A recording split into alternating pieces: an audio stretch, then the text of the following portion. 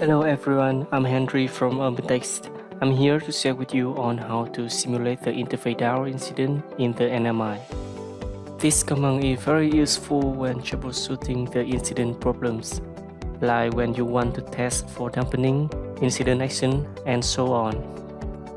To do that, first of all, we need to open the NNMi console, configuration, incidents, management event configuration, and make sure that the interface down incident is enabled. Next, we will check the UUID of the interface. To get the UUID, open the NNMi console, select Inventory, select Interface section, double-click to open your desired interface, navigate to Registration tab and copy the UUID there. Here is the demo. As we can see, currently there is no incident for the interface.